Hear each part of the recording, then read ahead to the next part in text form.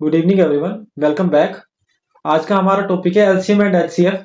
इनके बारे में कुछ जानकारी प्राप्त करेंगे और कुछ क्वेश्चन है उनको सोल्व करने की कोशिश करेंगे। तो सबसे पहले आपको थोड़ी सी इंट्रोडक्शन दे लेता हूँ एलसीएम और एचसीएफ के बारे में। एलसीएम होता है आपका लीस्ट कॉमन मल्टीपल या लघुत्तम समावर्तक, और एचसीएफ होता है हाईएस्ट कॉमन फैक्टर यानी महत्तम समावर्तक। तो कैसे निकालते हैं एलसीएम या एचसीएफ की संख्या का? मान लीजिए आपको तीन संख्याएं दे रखी है, कोई 12, 15 और 18। आपको बताया गया इन तीनों का एलसीएम ज्ञात करना है और एचसीएफ दोनों ज्ञात करने हैं। तो कैसे करेंगे? अगर एलसीएम करना है तो कैसे करते थे? इन तीनों संख्याओं को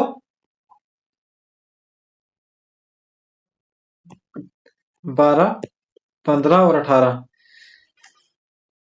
इन तीनों को देखते थे कि कौन सा ऐसा कॉमन फैक्टर है, कौन सा ऐसा कॉमन गुणनखंड है जिनसे ये तीनों भाग हो रही हैं। तो आप देखेंगे, आप सबसे पहले तो कौन सी संख्या होगी? ये 2 से भाग हो जाएगी, यहां आ जाएगा 6, 5 और 9।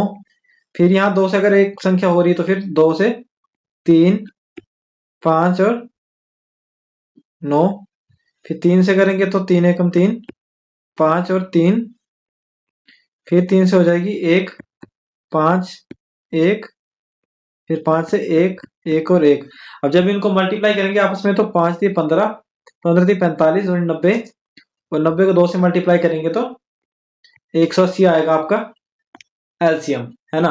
अब एचसीएफ की बात ही, एचसीएफ होता था हाईएस्ट कॉमन फैक्टर, कि ऐसी कौन सी संख्या है जो इन तीनों को भाग कर सकती है। इन तीनों में कॉमन कौन सा हाईएस्ट कॉमन फैक्टर है, यानी कि सबसे छोटा गुणनखंड कौन सा है इनका जिससे तीनों भाग होते हैं, कौन सी बड़ी संख्या से। तो अब देखिए कौन सी ऐसी संख्या जिनसे तीनों भाग हो सकते हैं। एक तरीका तो ये है, आप 12 लिख लिया। अब इसको करना शुरू करेंगे आप। 12 किससे हो जाएगा? 6। फिर 2 से करेंगे 3, फिर 3 से करेंगे 1। 12 का ये आ गया। 15 का करेंगे, पहले 3 से करेंगे 5, फिर 5 से करेंगे 1। वैसे ही आगे दे रखा 18। 18 का करेंगे हम अगर 3 से करेंगे तो 6, फिर 3 से करेंगे तो 2, अब 2 से करेंगे तो 1। अब देखिए हमें क्या करना है कि इन तीनों में से जो सबसे हाईएस्ट कॉमन फैक्टर है, कि सबसे बड़ा जो कॉमन फैक्टर मतलब सबसे बड़ा जो गुणनखंड है इनका, वो देखना है। अब देखिए कौन सी ऐसी चीज है जो इन तीनों में कॉमन है ना। तो अब देखिए जो एलसीएम होता है उसमें आपको देखना पड़ता है गुणनफल, है ना, हाईएस्ट कॉमन मल्टीपल, गुण जो भी होता है ना। और यहाँ पे देखना पड़ता है एचसीएफ में गुणनखंड, ठीक है। अब देखिए कौन सी ऐसी संख्या है जो तीनों को भाग कर रही है, सबसे बड़ी संख्या। एक तो देखिए आपने देखा 3 है यहाँ पे, है ना, और यहाँ पे भी 3 है, यहाँ पे भी 3 है। तीनों में कौन सी संख्या कॉमन आई? एक 3 आ गई। और कोई ऐसी संख्या जो यहाँ पे कॉमन आ रही हो? अब देखिए यहाँ पे 2 है, यहाँ पे भी 2 है, लेकिन वो 15 के केस में नहीं है। इसका मतलब कौन सी संख्या जो तीनों में 3 है? तो यहाँ का एचसीएफ क्या निकला? 3 निकला, ठीक है। चलो आपको पता लग गया एलसीएम और एचसीएफ होता क्या। तो स्टार्ट करते हैं पहले क्वेश्चन के साथ आज के टॉपिक को। क्वेश्चन दे रखा है, वो न्यूनतम संख्या क्या है जिसे 4, 6, 8 और 12 तथा 16 से भाग देने पे प्रत्येक स्थिति में 2 शेष बचता है। अब देखिए कैसे करेंगे इसको। एक तरीका तो आपका ये है ना, अगर आपको क्या दे रखे, 5 संख्याएं दे रखी हैं, 4, 6, 8, 12 और 16, और बताया गया है सभी से भाग देने पे कौन सी संख्या है जिसमें 2 बचेगा। अब आगे आपके पास एक तरीका तो ये है कि आप सभी को इंडिविजुअली भाग करो, ठीक है। अब 4 ऑप्शन दे रखे, 46, 48, 50 और 56, है ना। 4 ऑप्शन है, या तो आप चारों को भाग करो इंडिविजुअली सभी के साथ, पहले 4 से करो, फिर 6 से करो, फिर 8 से, फिर 12 से और 16 से। फिर बाद में देखो कि 2 आपका शेष बच रहा है या नहीं बच रहा है ना। अभी हर केस में आपको प्रॉब्लम पड़ेगी। तो कैसे करेंगे आप? अब इतना टाइम तो होता नहीं एग्जाम में कि सारे की पांच संख्याओं को आप भाग करने बैठो, वो भी चारों को। तो कैसे करेंगे? इसके लिए करते थे एलसीएम निकालते थे, क्योंकि जिस अगर एलसीएम जो होगा इन पांचों का निकल के आएगा। अगर एलसीएम से वो संख्या, एलसीएम क्या होता है? लीस्ट कॉमन मल्टीपल, की सबसे जो इनका लघुत्तम समवर्तक सबसे छोटा सा कौन सा मल्टीपल है जिससे सभी भाग हो रही हैं। लीस्ट कॉमन मल्टीपल का फायदा ये है कि उससे उस संख्या को भाग करेंगे तो जो शेष बचेगा, इसका मतलब कि सभी संख्या को भाग करेंगे तो तब भी शेष वही बचेगा। तो सबसे पहले एलसीएम लेते हैं, 4, 6, 8, 12 और 16 का। अब देखिए कौन सी ऐसी संख्या जिससे भाग हो रही है। सबसे पहले तो 2 से स्टार्ट करेंगे, 2, 3, 4, 6 और 8। दोबारा फिर से 2 से हो जाएगी, क्योंकि सम संख्याएं यहाँ पे हैं काफी।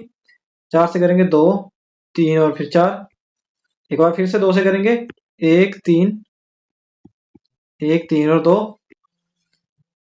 फिर 2 से करेंगे 1 3, 1 3 और 1। अब 3 से हो जाएगी तो अब देखिए इन सबको मल्टीप्लाई करने के बाद क्या आता है, 3 को 2 से मल्टीप्लाई करेंगे 6, 6 को 2 से करेंगे 12, 12 को 2 से करेंगे 24 और 24 को 2 से कर देंगे तो आ जाएगा आपके पास 48।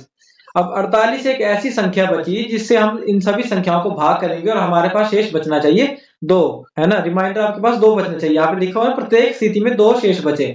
इसका मतलब प्रत्येक स्थिति को हमें भाग करने की जरूरत नहीं, हम सिर्फ 48 उस संख्या को भाग करेंगे और देखेंगे कौन सी ऐसी संख्या है जिससे भाग देने पे ये 2 बचता है ना। तो सबसे पहले आपके पास है 46। अब देखिए 46 ऐसी संख्या क्या 48 से भाग हो पाएगी? सबसे पहली बात तो नहीं होगी भाग। क्यों?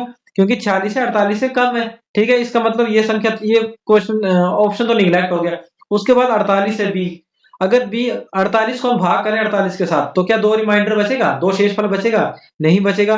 यहाँ पूरी पूरी भाग हो जाएगी, तो इसका मतलब ये ऑप्शन भी आपका निगलेक्ट हो गया। अब देखिए ऑप्शन डी देखेंगे तो 56 है, तो 56 56 के 48 से भाग करेंगे तो 2 बचेगा? नहीं, क्योंकि 48 से जब 56 को भाग करेंगे तो 8 शेष बचेगा, है ना। तो ये भी निगलेक्ट। तो कौन सी ऑप्शन? सी, क्योंकि 48 से जब भाग करेंगे तो कौन सी संख्या आएगी आपकी? 50 आएगी, क्योंकि 50 को भाग करेंगे तो 2 रिमाइंडर आपके पास बच जाएगा। नेक्स्ट क्वेश्चन करते हैं।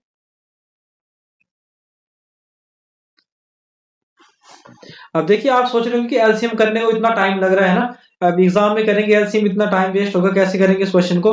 अब जरूरी नहीं है कि आपको एलसीएम करने के लिए हर बार यही स्थिति अपनानी पड़े कि यहाँ पे 1 से करोगे भाग, 2 से करोगे भाग, फिर 3 से करोगे, फिर, है ना।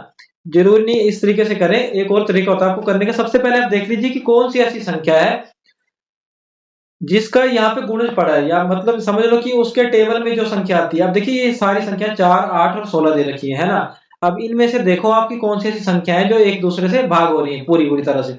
अब बड़ी संख्या देख लीजिए 16, तो 16 किस संख्या से भाग हो रही है? 8 से भाग हो रही है। इसका मतलब हम 8 को निगलेक्ट कर सकते हैं। और किससे भाग हो रही है? 16 4 से, इसको 4 को भी निगलेक्ट हम कर देंगे। और देखिए अब कौन है? 12 बच गई। तो 12 किसी संख्या से भाग होती है पूरी तरह? बिल्कुल 6 से होती है। तो इसका मतलब क्या बची हमारे पास? 12 और 16 ही 2 संख्याएं ऐसी बची जिनको हमें एलसीएम लेना है। अब देखिए इनमें से कौन से कॉमन है? अब देखिए एक तो 4 से हो जाएगी, है ना।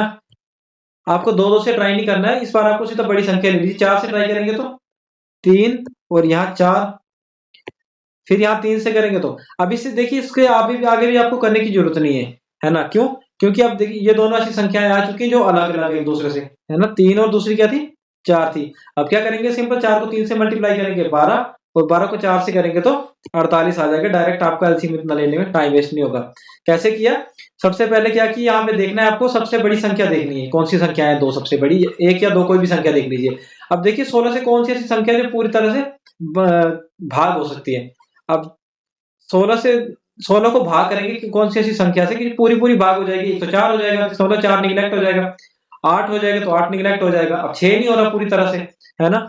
और 12 को करेंगे तो 6 हो जाएगा निगलेक्ट। फिर 12 और 16 का हमने सिंपल एलसीएम लिए शॉर्ट तरीके से, और आंसर आ गया आपके पास 48। और 48 आप देख लीजिए, आपको पता है कि 48 से 2 बड़ा क्या है? 50 है। इसका मतलब ऑप्शन सी आंसर है। नेक्स्ट क्वेश्चन करते हैं। ठीक है, छात्रों की अधिकतम संख्या ज्ञात कीजिए जिनके बीच 1001 कलम तथा 910 पेंसिलों को इस तरह से बांटा जाए कि प्रत्येक छात्र को बराबर संख्या में कलम और पेंसिल, अच्छा, बराबर संख्या में कलम तथा बराबर संख्या में पेंसिल प्राप्त हो। अब देखिए आपके पास 1001 कलम और 910 पेंसिलें हैं। अब आप कैसे डिस्ट्रीब्यूट करेंगे कि सभी छात्रों को बराबर मिले? सबसे पहले यहाँ देखिए ऑप्शन देखिए आप। ऑप्शन एक दे रखा है 1911। क्या ये पॉसिबल है? क्योंकि अगर आपके पास 1001, तो मैक्सिमम जो अमाउंट है आपके पास 1001 कलम है। अब 1911 तो क्या आप तोड़ के बेचोगे, तोड़ के दोगे इनको? वैसे तो होगा नहीं। तो इसका मतलब ये ऑप्शन तो आपका वैसे ही चला गया। अब दूसरी बात, अगर 1001 स्टूडेंट में दे जाए तो 1001 स्टूडेंट में बांटेंगे जब ये कलम को, तो एक एक हर स्टूडेंट के पास मिल जाएगी। इसका मतलब ये ऑप्शन हो सकता है। और दूसरी बात देखेंगे जब आप, तो क्या 910 पेंसिल है वो एक में डिवाइड कर सकते हैं? वो भी तोड़ के नहीं दे रहे हैं। इसका मतलब ये ऑप्शन भी आपका निगलेक्ट हो चुका है। अब तीसरी बात, 910 पेंसिल है। अब 910 पेंसिल अगर प्रत्येक स्टूडेंट को देंगे तो आपका 910 तो पेंसिलें दे लिया आपने। अब फिर बचेगी 1001 दे रखी है। तो अब 1001 को जब माइनस करेंगे 910 के साथ, यहाँ एक 91 बचा आपके पास। अब देखिए 91 बचा आपके पास, तो अब 91 आपके पास बच गई कलम, है ना। अब 91 कलम को आप 1000 एक स्टूडेंट में दोगे, तोड़ के तो इनको भी नहीं देने वाले। इसका मतलब ये ऑप्शन भी आपका निगलेक्टेड। डायरेक्ट कौन सा आंसर है? Option A. देखिए हर बार आपको क्वेश्चन सोल्व करने की जरूरत नहीं है, कई बार आंसर से देखोगे तो आंसर से ज्यादा इजीली हो जाता है, और क्वेश्चन अगर सोल्व करने की बैठोगे तब ज्यादा टाइम वेस्ट होगा। अगर ये ऑप्शन ना दिए होते और 91 या इसके आसपास के ऑप्शन होते, जैसे 91 होता है, 81 होता है, 71, इस टाइप के कोई भी ऑप्शन होते, फिर कैसे करते इनको? सबसे पहले क्या करना है आपको, अगर बराबर निकालना है तो इनमें क्या निकालना है आपको? हाईएस्ट कॉमन फैक्टर निकालना पड़ेगा इस बार, है ना, कि इन दोनों में कौन सा ऐसा कॉमन फैक्टर है जो दोनों में होगा। तो कैसे करेंगे?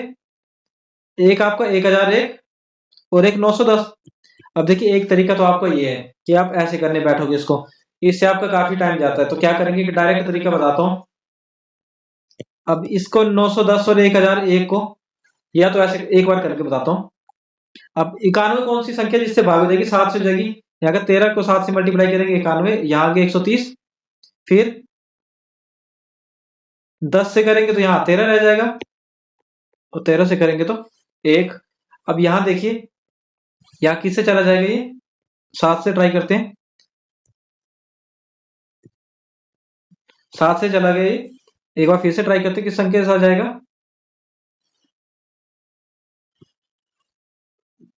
11 के साथ, 11 और 3 13 आ गया। अब 13 से करेंगे तो 1, यानी देखिए इनमें हाईएस्ट कॉमन फैक्टर क्या निकला? एचसीएफ क्या निकला इनका? कौन सी इन दोनों में कॉमन संख्याएं हैं? एक तो 7 कॉमन है दोनों में, ठीक है, और दूसरी कॉमन 13 कॉमन है, यानी 13 को 7 के साथ मल्टीप्लाई करेंगे आ जाएगा आपका 91, आपका कॉमन आ जाएगा। अब देखिए एक तरीका तो ये है कि आप दोनों कर, जैसे एलसीएम का तरीका था वैसे भी आप एचसीएफ निकाल सकते हैं, लेकिन कैसे? ध्यान दीजिएगा। एलसीएम के करते थे जो 2 या 2 से अधिक कितनी भी संख्या है उनको साथ में ही कर देते थे, वैसे ही इसको भी कर सकते हैं। कैसे? ये 910 है और यहाँ पे 1001 है। अब क्या करेंगे, आपको सिर्फ यहाँ पे ऐसा नहीं करना जैसे एलसीएम में करते थे कि अगर एक संख्या किसी से डिवाइड हो रही है तो उसको कर लेते थे और दूसरी को इग्नोर मार देते थे, उसको एज इट इज लिख लेते थे। लेकिन जब आपको एचसीएफ निकालना है इस तरीके से, तो आपको क्या करना है? ऐसा नहीं करना कि आपको ऐसा फैक्टर लेना है जिससे ये दोनों डिवाइड हो रही है ना। तो अब देखिए आपको पता 7 से तो डिवाइड होगी है, तो यहाँ 130 आ गया, और यहाँ 7 से करेंगे तो आ जाए 143। अब कौन सी ऐसी संख्या जिससे दोनों डिवाइड हो रही है? अब देखिए ये होगी डिवाइड 10 से, ये होगी 11 से, बिल्कुल नहीं। अब ये दोनों अलग अलग पड़ जाएंगे, फिर ऐसा कर नहीं सकते। अब और कौन सा कॉमन? 13 से हो सकती है क्योंकि 130 है, तो यहाँ 10 बच गया, और 13 से करेंगे यहाँ 11 बच गया। अब इससे आगे आपको नहीं चलना है, क्यों? क्योंकि ये देखिए दोनों अलग अलग संख्याएं आ चुकी हैं, इन दोनों के कोई भी एक ऐसा गुणनखंड नहीं जिससे दोनों भागीय हो सकती है ना। तो इसका क्या मतलब है? आपको ये इग्नोर मार देना, आपको सिंपल इसको इसके साथ मल्टीप्लाई करना है। 13 को 7 के साथ मल्टीप्लाई करेंगे 91 आपका आंसर आ जाएगा। नेक्स्ट क्वेश्चन करते हैं। वैसे ये ऑप्शन के साथ ही काफी इजीली सॉल्व हो रहा था क्वेश्चन। हर केस में ऐसा नहीं होता, कई ऐसे केसेस होते हैं जहाँ पे स्पेशल केसेस में कि आपको ऑप्शन के साथ ज्यादा इजीली पड़ जाता है क्वेश्चन। जैसे कि ये क्वेश्चन है, इसको करते हैं। दो संख्याओं का लघुत्तम समवर्तक तथा महत्तम समवर्तक का गुणनफल 24 हो, यदि संख्याओं का अंतर 2 है तो सबसे बड़ी संख्या क्या है? अब देखिए इसको करने के दो तरीके हैं, इसको भी वैसे करते हैं ट्राई। सबसे पहले ऑप्शन के साथ करते हैं। अगर तो बोला एलसीएम और एचसीएफ का गुणनफल क्या है? 24 दे रखा है, और अगर आपको जिसको पता होगा कि एलसीएम और एचसीएफ का जो गुणनफल है किसके बराबर होता है? दो संख्याओं के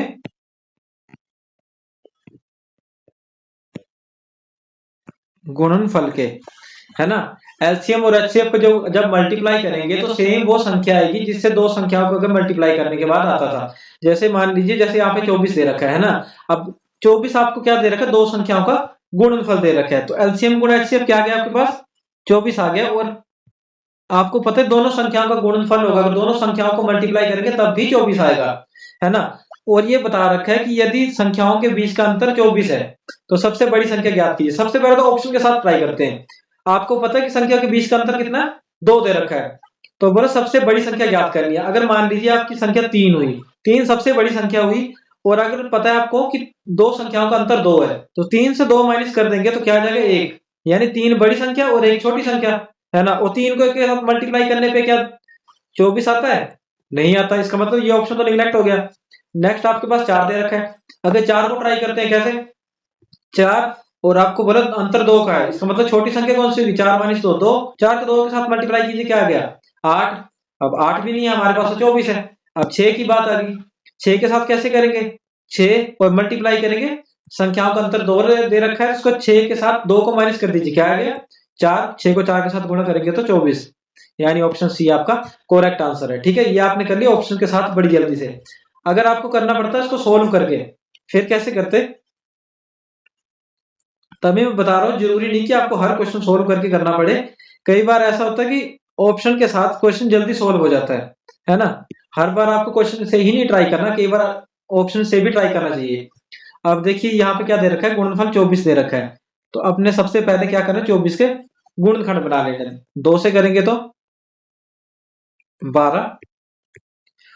और देखिए जब ऐसा क्वेश्चन आए कि गुणनफल दे रखा हो, तो क्या करेंगे आप, जो गुणनखंड बनाएंगे इनसे बिल्कुल छोटे से छोटे बनाएंगे। जैसे एलसीएम और एचसीएफ के केस में मैंने आपको बताया था कि आपको जो एलसीएम के लिए और या एचसीएफ के लिए करना है, वो आपको करना है ऐसी बड़ी संख्या जिससे दोनों डिवाइड हो रहे हैं, है ना।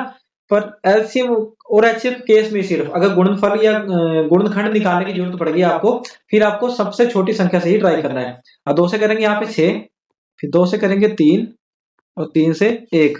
अब देखिए क्या आ गया, 3 गुणा 2 गुणा 2 गुणा 2। अब ये आपके पास आ चुके हैं फैक्टर्स, यानी कि गुणनखंड। अब देखिए इनके ही फैक्टर बनाने हैं आपको, इनसे ही दोनों संख्याएं, क्योंकि आपको पता है कि एलसीएम गुणा एचसीएफ किसके बराबर होता है, दो संख्याओं के गुणनफल के। तो आपको पता है इन दोनों को, इन दोनों में से कोई, इन 4 ऑप्शन में, इन 4 गुणनखंड में से ही ऐसे 2 संख्याएं बनेगी जो आपस में 2 का अंतर भी होगा, और प्लस उनमें क्या होगा, बड़ी संख्या छोटी संख्या भी निकलेगी। कैसे, अब देखिए यहाँ पे ट्राई कीजिए, सबसे पहले ऐसे 2 2 का पेयर ही बना लेंगे। अगर आप कि पहले 2 को 2 के साथ मल्टीप्लाई करके देख ली, क्या आ गया आपके पास 4, तो 2 को 3 के साथ मल्टीप्लाई किया तो 6, अब 6 को 4 के साथ मल्टीप्लाई करेंगे तो 24 ही आएगा, आपको तो इतना कन्फर्म है। तो आपको पता है कि 6 यहाँ ऑप्शन में दे रखा है, तो सबसे बड़ी संख्या दे रखी है वो भी, तो इसका मतलब ऑप्शन कौन सा होगा, सी होगा। दोनों तरीके से कर सकते हैं, लेकिन ऑप्शन से ज्यादा इजी पड़ गया इसमें ना। अब नेक्स्ट क्वेश्चन दे रखा है, संख्या 28 और 42 के एलसीएम तथा महत्तम का अनुपात क्या है। अब देखिए 2 संख्याएं दे रखी हैं 28 और 42, इनका आपको सबसे पहले एलसीएम निकालना है, फिर एचसीएफ निकालना है, फिर इनका रेशो बनाना है। कैसे करेंगे, सबसे पहले बनाएंगे एलसीएम 28 का और 42 का। अब देखिए 2 से करेंगे तो 1, यहाँ करेंगे 21, और फिर 2 से चला जाएगी 7, और ये 21 रहेगा। अब 3 से करेंगे 7, और यहाँ आ गया आपके पास 7, 7 ही 21, तो 7 से करेंगे 1 और 1। अब इन दोनों का एलसीएम क्या बन गया आपका, 7 से 3 के साथ मल्टीप्लाई करेंगे 7 ही 21, 2 से करेंगे 42, और 42 को 2 से करेंगे तो 84 आ जाएगा, एलसीएम आ गया। ठीक है, और अब निकालना है एचसीएफ, तो मैंने बताया था आप इसी तरीके से एचसीएफ भी निकाल सकते हैं शॉर्ट तरीके से, लेकिन क्या करना है आपको, ऐसी संख्या देखनी जिससे दोनों, जैसे देखिए यहाँ पे देखा आपने 2 से करा डिवाइड, अब चलो तो 2 से डिवाइड हो गया, लेकिन 21 से 2 डिवाइड नहीं होता है। एलसीएम के केस में क्या करते थे, ऐसा सबसे ऐसी कोई भी संख्या जो सब जब तक डिवाइड होती नहीं तब तक डिवाइड करना है। लेकिन एचसीएफ के केस में क्या बताया मैंने कि अगर इनको डायरेक्ट भी करना है आपको, या तो फिर इंडिविजुअल कर लीजिए दोनों को। अगर डायरेक्ट करना है तो डायरेक्ट आपको याद रखना है कि सिंपल वही संख्या लेनी है जिससे दोनों डिवाइड हो रहे हैं। ठीक है, अब यहाँ 2 से तो आपको पता दोनों डिवाइड हो रहे हैं, 2 से ट्राई कर लीजिए, 2 से आ जाएगा यहाँ पे 14 और यहाँ पे 21। अब 2 से दोनों डिवाइड होंगे नहीं, ठीक है। अब 21 3 से भी डिवाइड हो रहा है, 7 ही 21, लेकिन 14 3 से डिवाइड नहीं होता क्योंकि 4 3 12 और 5 3 15 हो जाएंगे।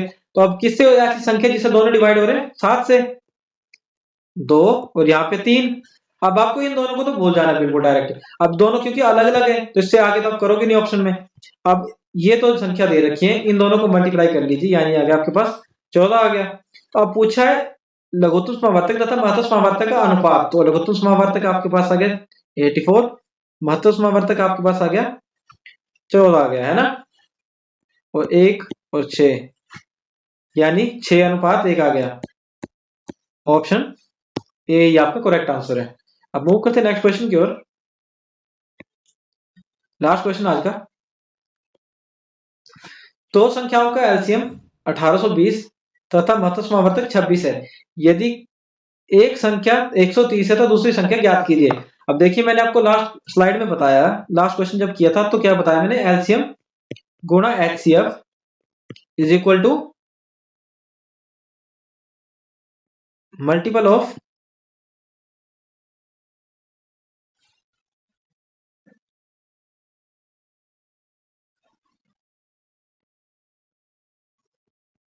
मल्टीप्लिकेशन ऑफ टू नंबर्स, है ना। तो अब देखिए आपको पता है एलसीएम को एचसीएफ से मल्टीप्लाई करेंगे दो संख्याओं का गुणनफल आएगा, ठीक है। तो अब क्या करेंगे, एलसीएम और एचसीएफ दे रखा है आपको 1820 एलसीएम और 26 दे रखा है एचसीएफ, किसके बराबर दे रखा है, दो संख्याओं के गुणनफल के बराबर, है ना। तो आपको पता है एक संख्या तो आपके पास आई है क्या, 130। अब 130 तो एक संख्या आ गई, और दूसरी संख्या आप मान लीजिए कोई भी संख्या x या y z कुछ भी लिख दिया आपने, ठीक है, वो दे रखी है।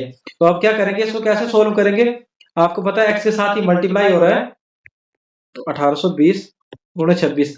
अब देखिए आपको इस यहाँ पे ऐसा करने की जरूरत नहीं कि आप इसको पहले सोल्व करने बैठ जाओगे, है ना, कि इसको यहाँ दे रखा है तो एक काम करते हैं पहले इनको मल्टीप्लाई करके निकाल लेते हैं, उसके बाद 130 से डिवाइड करेंगे, वेस्टेज ऑफ टाइम होगा, आपको करना टाइम कम से कम यूज करना है। तो कैसे करेंगे, इसको एज इट इज लिख लीजिए, और यहाँ x है। अब देखिए 130 x के साथ मल्टीप्लाई हो रहा है, जब वो बराबर है कि इस तरफ आएगा तो क्या होगा, डिवाइड हो जाएगा, क्योंकि साइन चेंज हो जाते हैं ना। तो अब 0 से तो 0 कैंसिल होगी आपकी, ठीक है। अब 13 से करेंगे, 13 को 2 के साथ मल्टीप्लाई करेंगे 26, अब 26 भी कट गया। अब 182 को 2 से मल्टीप्लाई कीजिए, क्या आता है, 2 को 2 के साथ 4 करेंगे, 8 को 2 के साथ करेंगे 16 और 364। अब या दूसरी संख्या कौन सी आएगी, 364, यानी ऑप्शन सी। होप्स हो कि आपको वीडियो पसंद आएगी, अगर वीडियो पसंद आए तो लाइक कर दीजिए और चैनल को ज्यादा से ज्यादा शेयर करें, और जो जिन्होंने अभी तक सब्सक्राइब नहीं किया वो भी सब्सक्राइब कर लें और अपने फ्रेंड्स वगैरह के साथ भी शेयर करें। मिलते हैं नेक्स्ट वीडियो में, तब तक के लिए गुड बाय, टेक केयर।